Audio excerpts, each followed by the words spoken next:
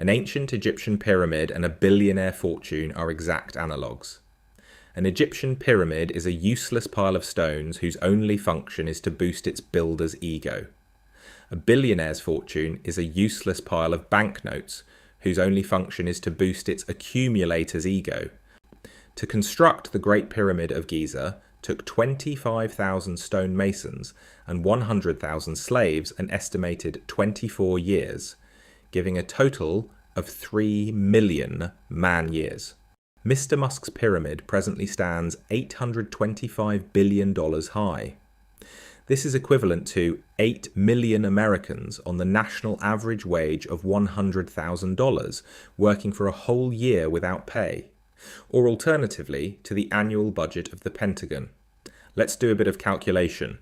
Taking a modern American stonemason's annual wage to be the national average of $100,000, and a modern American slave's wage to be the national minimum of $7.25 per hour. Assuming that he works 40 hours per week for 50 weeks a year, his annual earnings are $14,000. The average annual wage of a member of a modern 5-man pyramid builder unit is then $100,000 plus 4 times $14,000, all divided by 5, which gives $31,600. Dividing Mr. Musk's $825 billion by this gives 21 million man-years. In other words, in terms of blood, sweat and tears, the Great Pyramid of Musk cost modern Americans 7 times more than that of Giza. The Great Pyramid of Giza at least serves as a tourist attraction. The only conceivable use of the Pyramid of Musk is to confirm the truth of the ancient adage that you can tell what God thinks of money by the sort of person he gives it to. Following videos will look at the economic and theological aspects of Mr. Musk's pile. In the previous video, I showed that Mr. Musk's $825 billion pile cost modern Americans, in terms of blood, sweat and tears, 7 times what the ancient Egyptians paid for the Pyramid of Giza. So the question is, where did Mr. Musk's pile come from? If there's no such thing as a free lunch, there is certainly no such thing as a free $825 billion. Most of Mr. Musk's pile came from government contracts, and hence from the great American taxpayer, who ultimately funds the government.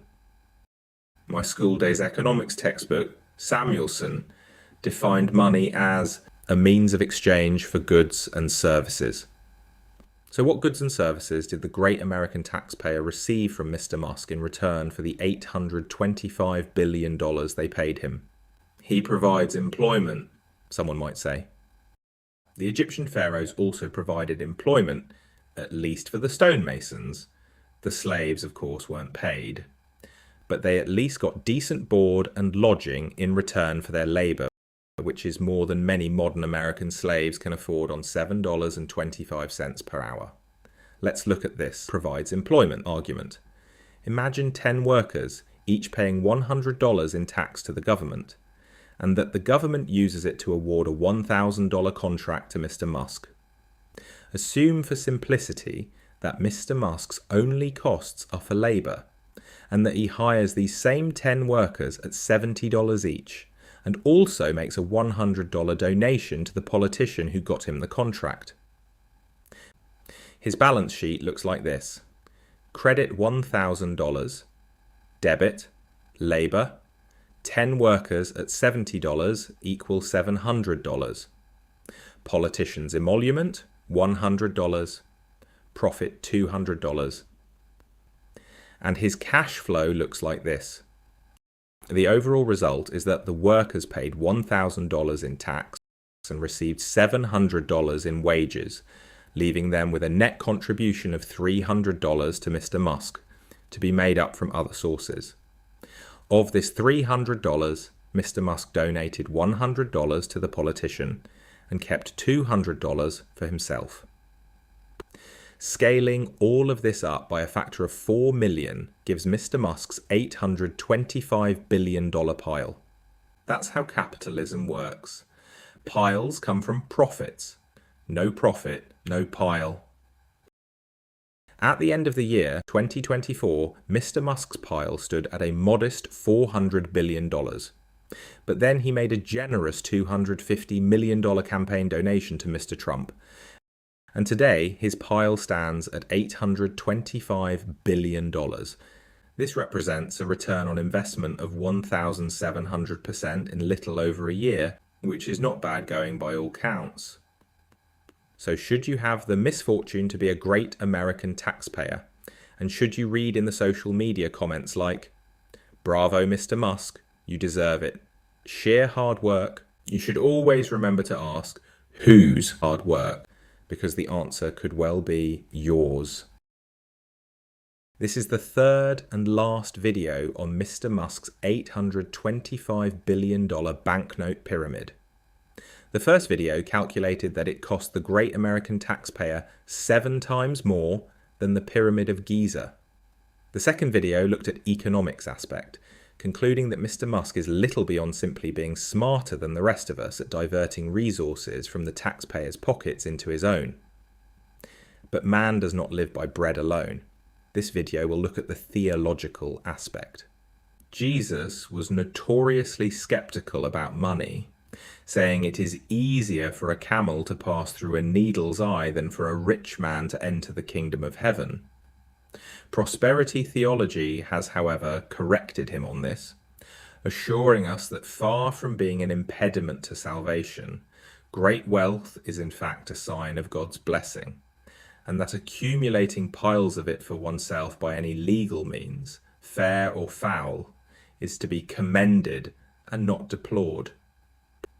And it seems that for reasons best known to himself, God has chosen Mr. Musk, rather than you or me, to be the recipient of his bounties, even though Mr. Musk is seldom, if ever, seen in church. But as the hymn tells us, God moves in a mysterious way, his wonders to perform. But even though prosperity theologians assure us that great wealth is highly commendable, the language suggests that the ignorant, unenlightened poor don't always see it this way. They even disrespectfully refer to a recipient of God's blessing as being filthy rich, or stinking rich, or that he's made his pile, or that he is rolling in it. Freud was the first in modern times to associate wealth with excrement in his analysis of the so-called anal personality. Astrology, however, did it millennia before this by placing money together with politics and feces in the 8th house, ruled by Pluto, the Roman god of the underworld, whence comes our term plutocracy, meaning rule by the stinking rich. The Jewish Talmud likewise associates hell with feces, informing us that Jesus is now down there boiling in a pot of it. But since Jesus was poor, this could also simply be an underhand attempt to associate poverty rather than wealth with excrement. Not being a theologian, I am unfortunately unqualified to opine on this.